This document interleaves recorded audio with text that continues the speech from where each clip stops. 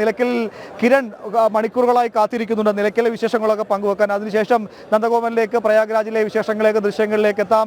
കിരൺ, നേരത്തെ മിഥുൻ അയ്യപ്പൻ സൂചിപ്പിച്ചിരുന്നു, പലയിടങ്ങളിലും തീർത്ഥാടകരെ തടഞ്ഞു തുടങ്ങിയിട്ടുണ്ട്. നിലയ്ക്കലിലെ പാർക്കിംഗ് ഏരിയ ഏതാണ്ട് പൂർണ്ണമായി നിറഞ്ഞിട്ടുണ്ട്. അവിടേക്ക് ഇനി ഒരു വാഹനത്തിന് പോലും അധികമായി കയറാൻ സാധിക്കില്ല എന്ന്. എത്തരത്തിലാണ് നിലയ്ക്കലിലെ ഒരു ക്രമീകരണം? തിരക്ക് എങ്ങനെ അനുഭവപ്പെടുന്നുണ്ട്? തീർത്ഥാടകർക്ക് അവിടെ തങ്ങാനുള്ള സംവിധാനങ്ങളൊക്കെ മതിയായ രീതിയിൽ ഒരുക്കിയിട്ടുണ്ടോ?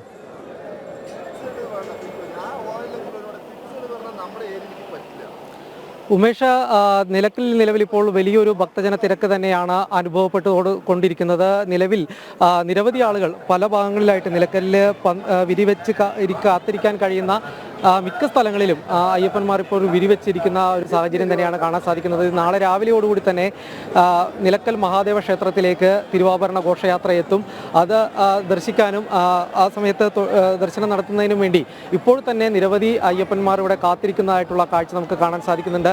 ഈ നിലയ്ക്കൽ മഹാദേവ ക്ഷേത്രത്തിന് മുന്നിലുള്ള ഓഡിറ്റോറിയത്തിൽ അല്ലെങ്കിൽ അവിടുത്തെ ഈ വിരിവെക്കാൻ കഴിയുന്ന ആ സൗകര്യത്തിലൊക്കെ എല്ലാം തന്നെ ഇപ്പോൾ തന്നെ അയ്യപ്പന്മാരെ കൊണ്ട് നിറഞ്ഞു നിൽക്കുന്ന ഒരു കാഴ്ചയാണ് കാണാൻ സാധിക്കുന്നത്. ഒപ്പം നിലയ്ക്കലിലെ പാർക്കിംഗ് ഗ്രൗണ്ടിലേക്കും KSRTC സ്റ്റാൻഡിലേക്കും നോക്കിക്കഴിഞ്ഞാൽ തന്നെ വലിയ ഒരു തിരക്ക് ഇപ്പോൾ അനുഭവപ്പെടുന്നുണ്ട്. ഈ ഒരു തിരക്ക് കുറയ്ക്കുന്നതിൻ്റെ ഭാഗമായിട്ട് KSRTCയുടെ സർവീസുകളും വർദ്ധിപ്പിച്ചിട്ടുണ്ട്. കൂടുതൽ സർവീസുകൾ നിലയ്ക്കലിൽ നിന്ന് പമ്പയിലേക്ക് കൂടുതൽ സർവീസുകൾ കൂട്ടിയിട്ടുണ്ട് എന്നുള്ളൊരു കാര്യമാണ്, ഈ ഷട്ടിൽ സർവീസുകൾ കൂട്ടിയിട്ടുണ്ടെന്നുള്ളൊരു കാര്യമാണ് നേരത്തെ അറിയിച്ചിരിക്കുന്നത്.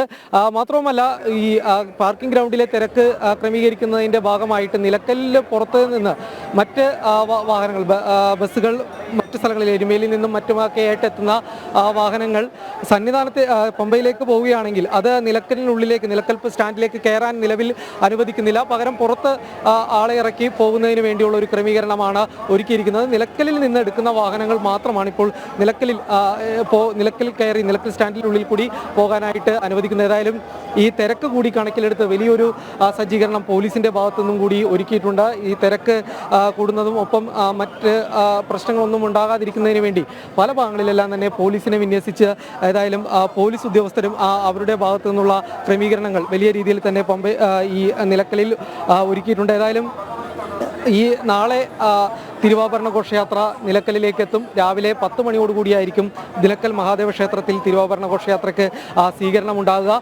അതിനുശേഷം 15-ാം തീയതി, അതായത് മകരവിളക്കിന് ശേഷമുള്ള ദിവസങ്ങളിൽ ഇവിടെ നിന്നും നിലയ്ക്കലിൽ നിന്ന് പമ്പയിലേക്ക് അയ്യപ്പന്മാരെ വിടുന്നതിൽ ക്രമീകരണം ഉണ്ടാകും, അതിന് നിയന്ത്രണം ഉണ്ടാകും എന്നാണ് അറിയിച്ചിരിക്കുന്നത്. 15-ാം തീയതി രാവിലെ 6 മണിക്ക് ശേഷം മാത്രമായിരിക്കും ഈ നിലയ്ക്കലിൽ നിന്ന് പമ്പയിലേക്ക് അയ്യപ്പന്മാരെ കടത്തിവിടുകയുള്ളൂ. ഉമേഷ്.